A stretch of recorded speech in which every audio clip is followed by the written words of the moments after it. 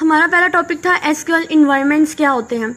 SQL का मतलब होता है स्ट्रक्चर क्यूरी लैंग्वेज। ये हमारे पास एक पावरफुल प्रोग्रामिंग लैंग्वेज होती है जो कि हमारे डेटाबेस को या रिलेशनल डेटाबेस को कंट्रोल करने के लिए, उसको मैनिपुलेट करने के लिए, उसके अंदर जितनी भी मैनेजिंग का काम होता है उनको परफॉर्म करने के लिए हमें एक एनवायरनमेंट प्रोवाइड करता है।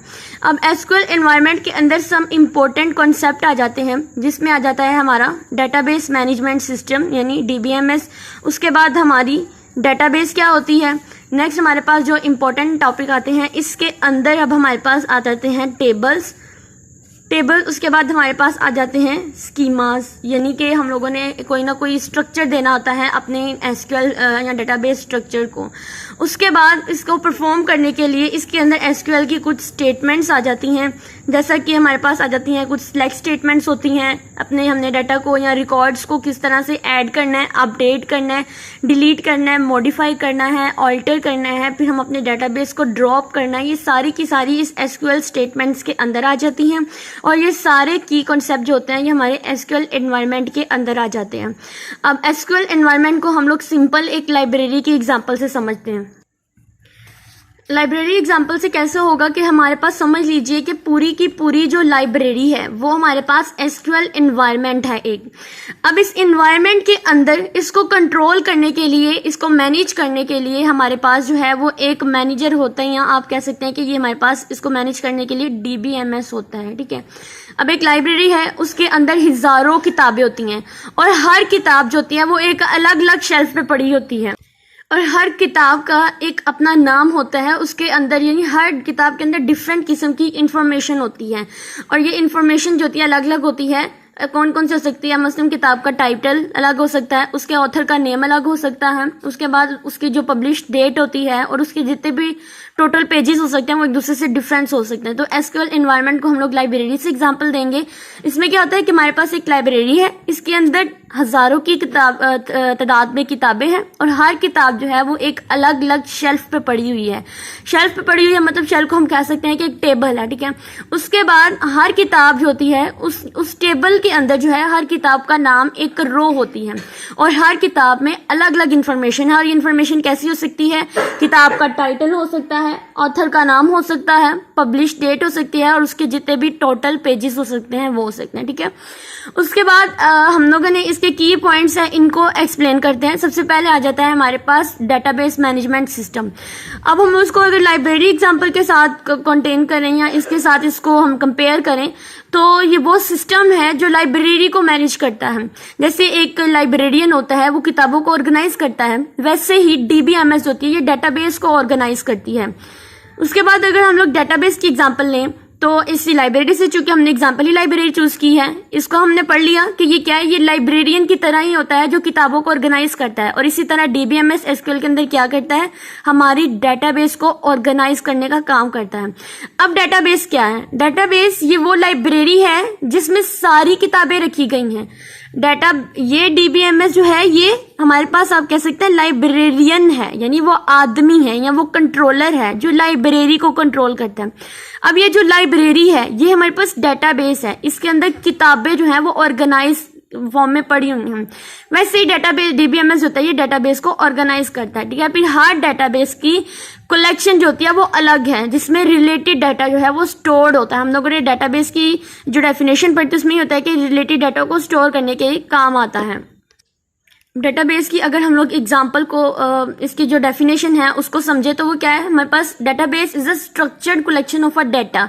एक डाटा का स्ट्रक्चर्ड फॉर्म में जो कलेक्शन होती है वो डेटाबेस होती है। That is organised and stored in a computer system, जो एक कंप्यूटर सिस्टम के अंदर ऑर्गेनाइज भी की जाती है और उसके बाद इसको स्टोर भी किया जाता है।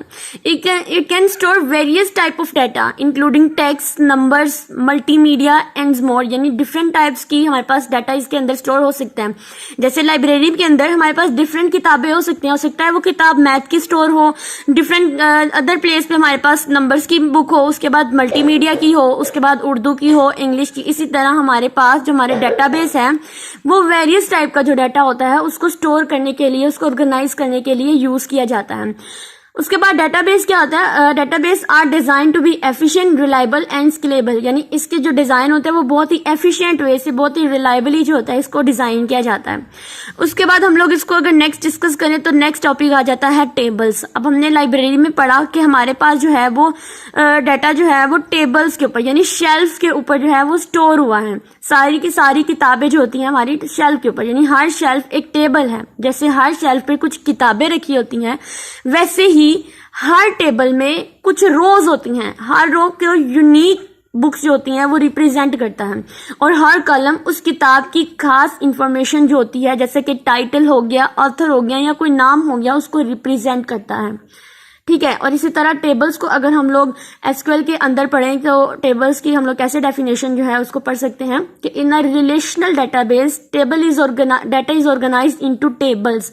हमारा जो डाटा है, हमने पढ़ा कि डेटाबेस के अंदर जो डाटा है वो ऑर्गेनाइज फॉर्म में होता है। तो ये जो ऑर्गेनाइज फॉर्म में किस में जाता है, वो टेबल्स के अंदर ही जाता है। टेबल क्या है, collection of the related data entries and consist of rose and columns होती हैं, वो हमारे टेबल्स को बनाती हैं।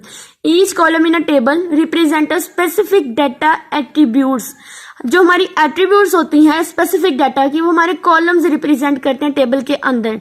ठीक है। जैसा कि हमने कहा कि हमारा जो है वो लाइब्रेरी के अंदर उसका टाइटल हो गया, उसका ऑथर हो गया, ये हमारे पास क्या है, ये कॉलम्स हैं। अब इसके अंदर टाइटल क्या है, टाइटल का नेम जितने भी आएंगे और ऑथर के जो भी नेम आएंगे, ये सारे के सारे हमारे पास जो है ये कॉलम्स आएंगे। ये वाले हमारे पास कॉलम्स हैं और ये हमारे पास जो है ये रोज को रिप्रेजेंट करेंगे। टाइटल और ऑथर हमारे पास क्या है, कॉलम्स, और टाइटल के नेम जो है और ऑथर का जो नेम है वो हमारे पास क्या है, रोज है। ठीक है। नेक्स्ट हम लोग डिस्कस करेंगे स्कीमा को। हमारे पास स्कीमा क्या होता है, स्कीमा जो है ये डाटा स्ट्रक्चर का या डेटाबेस स्ट्रक्चर का क्या है, एक ब्लूप्रिंट कह लें। ब्लूप्रिंट किसको कहते हैं, किसी ना किसी स्ट्रक्चर को, किसी ना किसी स्केच को कह लें। ये डिफाइन क्या करता है, ये टेबल्स को, इसके अंदर जो भी कॉलम्स होते हैं, जो भी इनके दरमियान में रिलेशनशिप्स हैं या जो भी हम इसके अंदर कॉन्स्ट्रेंट्स लगाते हैं, उसको हमारा स्कीमा जो होता है ये रिप्रेजेंट करता है। ठीक है। जैसे लाइब्रेरी के अंदर अगर हम लोग एग्जाम्पल लें, स्कीमा की लाइब्रेरी में एग्जांपल ये होगी कि ये वो ब्लूप्रिंट है जो हमें बताता है कि हर शेल्फ पे कौन सी किताबें किस फॉर्म में रखी गई हैं। यानी स्कीमा में ये डिफाइन होता है कि कौन सी कॉलम होगी और वो कैसे डाटा स्टोर करेगी। हमें ये बताएगा कि जैसे ये टाइटल है, ये कॉलम है, और ये बताएगा कि किस तरह का टाइटल जो है ये स्टोर करेगा अपने अंदर। उसके बाद हमारे पास आ जाती हैं एसक्यूएल स्टेटमेंट्स। एसक्यूएल स्टेटमेंट में कुछ कमांड्स होती हैं जो आप यूज करते हैं डेटाबेस के साथ इंटरेक्ट करने के लिए। अब डेटाबेस के साथ इंटरेक्ट करने के लिए हम लोग कुछ कमांड यूज करते हैं, जैसे कि सिलेक्ट कमांड होगी, इससे हम क्या करते हैं, डाटा को रिट्राइव करते हैं सिलेक्ट कमांड से। उसके बाद इंसर्ट, हमें कोई ना कोई नई न्यू किताब को अंदर अपनी लाइब्रेरी के अंदर ऐड करते हैं, हम कहते हैं हमने बुक्स को इंसर्ट कर दिया, तो उसके लिए हमें क्या करना पड़ेगा, डाटाबेस के अंदर हमें उसकी कमांड लिखनी पड़ेगी। उसके बाद अपडेट करना, यानी एग्जिस्टिंग जो बुक्स हैं पहले से उनको हमने मॉडिफाई करना, हो सकता है हम उनकी जगह कोई नई चीज लें। और डिलीट, मतलब हम लोगों ने अगर किताब किसी को दे दी है तो उस जगह से वो हट जाती है, मतलब वहां से हम लोग उसको डिलीट कर देते हैं। इसके बाद हमारे पास स्टेटमेंट्स के बाद कुछ इंपॉर्टेंट पॉइंट्स या की पॉइंट्स और आ सकते हैं, जैसा कि क्यूरीज। क्यूरीज क्या होती हैं हमारे पास इस एसक्यूएल के अंदर, क्यूरीज जो होती हैं वो कोई क्वेश्चन होता है जो हम लोग अपने डेटाबेस से पूछ रहे होते हैं। एक्चुअली हमारे टेबल्स भी डेटाबेस से रिलेट करती हैं, स्कीमा भी, एसक्यूएल स्टेटमेंट भी और क्यूरीज भी, सारे के सारे डेटाबेस के साथ रिलेट कर रहे होते हैं। और क्यूरीज जो है वो क्वेश्चन होता है जो हम लोग डेटाबेस से पूछते हैं। जैसा कि हम लोग सब बुक्स हम कहते हैं कि हमें लाइब्रेरी के अंदर वो बुक्स दिखाओ जो सिर्फ 2022 में पब्लिश हुई हैं। ठीक है। 2022 में सिर्फ हम लोग ऐसी क्यूरी या ऐसी कमांड लगा देंगे जो सिर्फ 2022 में जितनी भी बुक्स पब्लिश हुई हैं सिर्फ वो उन सबको हमें शो कराएगा। उसके बाद आता है नॉर्मलाइजेशन। अब नॉर्मलाइजेशन हमारा क्यूरीज के बाद नेक्स्ट इंपॉर्टेंट पॉइंट है। नॉर्मलाइजेशन क्या होता है, एक ऐसा प्रोसेस होता है जिसमें डाटा को ऑर्गेनाइज किया जाता है ताकि वो एफिशिएंट हो और रिडंडेंसी जो है वो कम हो जाए। यानी हम लोगों ने अगर कोई किताब 2 दफा हमने अंदर रख दी है तो हम क्या करेंगे, उसको इस फॉर्म में नॉर्मलाइज कर देंगे कि इसकी जो रिडंडेंसी होती है वो खत्म हो जाती है, डाटा डुप्लीकेशन जो होती है बेसिकली इसके अंदर हम लोग उसको खत्म करने की कोशिश करते हैं। उसके बाद आ जाती है हमारे पास ट्रांजैक्शन। ये हमारे पास बहुत इंपॉर्टेंट पॉइंट्स हैं हमारी एसक्यूएल के अंदर। अब ट्रांजैक्शन वो ऑपरेशन होते हैं जो एक साथ होती हैं। जैसे एक नई किताब हमने लिखनी है और उसकी इंफॉर्मेशन अपडेट करनी है, तो वो भी हम लोगों ने दोनों एक साथ करनी। किताब भी न्यू लिखनी है और हमने पहले इंफॉर्मेशन बता देनी कि हम लोग ये किताब जो है इस बारे में लिख रहे हैं, तो ये हमारी ट्रांजैक्शन होती है। तो हमारी एसक्यूएल इन्वायरमेंट के अंदर बेसिकली यही चीज़ें थी जो हम लोगों ने डिस्कस करनी थी। अब हमारे इसको आउटलाइन के जो अगला पॉइंट आता है हमारे एसक्यूएल इन्वायरमेंट के अंदर, वो आता है राइटिंग बेसिक एसक्यूएल स्टेटमेंट्स। यानी जो हमारी एसक्यूएल स्टेटमेंट्स हैं बेसिक्स, उनको लिखें। तो सबसे पहले हमारे पास क्या आ जाती है, ये स्टेटमेंट्स क्या होती हैं कि स्टेटमेंट्स वो होती हैं बेसिक स्टेटमेंट्स वाली जो डेटाबेस होता है वो यूज़ करता है हमारे डाटा को रिट्राइव करने के लिए, डाटा को ऐड करने के लिए, डाटा को अपडेट करने के लिए और डाटा को डिलीट करने के लिए। जो बेसिक स्टेटमेंट्स यूज़ होते हैं हमारी राइटिंग बेसिक स्टेटमेंट्स के अंदर जो है इस टॉपिक के अंदर आ जाती हैं। सबसे पहले मैं डिस्कस करूंगी हमारी सिलेक्ट स्टेटमेंट, जो मोस्ट कॉमनली और तकरीबन डेटाबेस के अंदर सबसे ज़्यादा जो यूज़ होता है वो इसी स्टेटमेंट का यूज़ होता है। अब ये क्या करती है सिलेक्ट स्टेटमेंट, ये डाटा को रिट्राइव करने के लिए यूज़ होती है, यानी डाटा को रीड करने के लिए यूज़ होती है। अगर हम फॉर एग्जांपल मैंने एक टेबल बना लिया है एम्प्लॉय का, ठीक है। अब एम्प्लॉय का मैंने टेबल बना लिया, जो कुछ भी ऐड करना है। अब मैं चाहती हूँ कि मैं इस टेबल को ये जो टेबल मैंने लिखा है, जो कमांड लिखी है टेबल की, इसको मैं अब एक स्ट्रक्चर फॉर्म में दिखाऊँ नीचे एज अ आउटपुट। तो मैं क्या कराऊंगी, मैं यहाँ पे कमांड लिखूंगी। सबसे पहले मैं लिखूंगी अपना कीवर्ड सिलेक्ट का, और अगर मैंने पूरे टेबल को शो कराना है तो मैं लिखूंगी स्टैटिक। इस स्टैटिक का मतलब होता है ऑल, मतलब पूरा टेबल शो होगा। फिर लिख दूंगी साथ में फ्रॉम। अब कहाँ से, हमने एम्प्लॉय से, इसका मतलब ये होगा कि एम्प्लॉय टेबल में से जो मेरे जितना भी डाटा है ऑल, यानी पूरे का पूरा जो डाटा है वो मुझे नीचे प्रिंट करके दिखाओ। उसके बाद हमारे पास एम्प्लॉय टेबल में से जो भी कॉलम्स होंगी, जो भी रोज होंगी, वो सारी की सारी रिट्राइव हो जाएंगी। उसके बाद जो सेकंड आ जाता है मेरे पास, वो आ जाता है इंसर्ट करना, इंसर्ट स्टेटमेंट्स। अब इंसर्ट स्टेटमेंट्स क्या करती हैं, ये स्टेटमेंट न्यू डाटा को टेबल में ऐड करने के लिए यूज होते हैं। अगर हमने कोई ना कोई टेबल में डाटा को ऐड करना है या न्यू रो या कॉलम को ऐड करना है, तो इसके लिए हम लोग इंसर्ट स्टेटमेंट का यूज करते हैं। अब इंसर्ट की हमारे पास जो स्टेटमेंट है, हम किस तरह से इसको लिखेंगे, जो कमांड है, सबसे पहले हम अपना कीवर्ड यूज करेंगे इंसर्ट इनटू। अब किसके अंदर हमने इंसर्ट करनी है, एम्प्लॉय के अंदर, इंसर्ट इनटू एम्प्लॉय। अब एम्प्लॉय हमारा क्या, अब अंदर जो भी हम लोगों ने कॉलम देने हैं, जैसा कि मैं एम्प्लॉय का मेरा फर्स्ट नेम क्या है, उसका लास्ट नेम, नेक्स्ट उसकी कोई एज, ठीक है। अब ये मेरे पास इंसर्ट करनी है। अब मैंने इसकी वैल्यूज जो होती हैं, अब उसको इंसर्ट करना है, तो मैं क्या लिखूंगी, इंसर्ट इनटू एम्प्लॉयज, ये। फिर मैं लिखूंगी वैल्यूज। अब वैल्यूज कौन कौन सी हमने देनी है, जैसे मैं इसका नाम रख देती हूँ इनाम, ठीक है। उसका लास्ट नेम क्या होगा, इनाम फारूक, और साथ में मेरे पास उसकी एज कितनी आ जाएगी, 12, ठीक है। ये मेरे पास इसकी एज आ जाएगी। तो इस तरह से मैं अपनी वैल्यूज़ को अपने कॉलम्स के अंदर जो है या टेबल के अंदर जो है उसको इंसर्ट कर सकती हूँ, ठीक है। और मुझे इसको इंसर्ट करने के बाद सिलेक्ट स्टेटमेंट को अगर मैं सिलेक्ट करके इसको रन करूँगी तो देन मेरे पास ये मुझे दिखा देगा कि मेरी जो है वो सक्सेसफुली जो भी अंदर टेबल के अंदर हमने वैल्यूज़ इंसर्ट की हैं वो सक्सेसफुली एंटर हो गई हैं। उसके बाद मेरे पास नेक्स्ट आ जाती है अपडेट करना। थर्ड वाली आ जाती है अपडेट स्टेटमेंट। अब ये स्टेटमेंट क्या काम करती है, जो एग्जिस्टिंग डाटा होता है, यानी जो पहले से मौजूद डाटा होता है, उसको अपडेट करने के लिए यूज होती है। जैसे देखो, मैंने अपडेट करना है स्टेटमेंट को, ये जो ऊपर मैंने वैल्यूज इंसर्ट की हैं, मैंने गलती से यहाँ पे इनाम की एज जो है वो 12 लिख दी है। मैं चाहती हूँ कि मैंने इसकी एज जो है वो 14 लिखनी थी, इसकी एज गलती से 12 लिखी गई है। तो मैं क्या करूँगी, ये मेरे से जो पहले से मौजूद डाटा है इसको मैं सिर्फ अपडेट कर दूँगी, चेंज कर दूँगी। मैं क्या करूँगी, इसकी कमांड लिखूँगी। सबसे पहले लिखूँगी अपडेट, किसको चेंज करना है, एम्प्लॉय टेबल को, जहाँ पे मेरे पास उसकी एज क्या है। अब मैंने यहाँ पे एज लिख देनी है 14, यानी इसकी जो एज है मेरे पास वो है 14। कहाँ पे, अब वेयर, अब मैं इसमें से या तो फर्स्ट नेम लिख दूंगी या तो लास्ट नेम लिख दूंगी। मैं लिखूंगी लास्ट नेम जो है वो इसका है फारूक, ठीक है। यानी जहाँ पे लास्ट नेम फारूक है और इसकी एज मैंने गलती से 12 लिख दी, तो मैं चाहती हूँ इसकी एज अब 14 हो, तो मैं इसको अपडेट कर दूंगी और मेरे पास यहाँ पे दोबारा से मैं सिलेक्ट स्टेटमेंट को सिलेक्ट करूंगी और फिर मैं उसको एग्जीक्यूट कर दूंगी। तो मेरे पास यहाँ पे अब 12 की जगह 14 जो है वो मुझे प्रिंट होकर आएगा।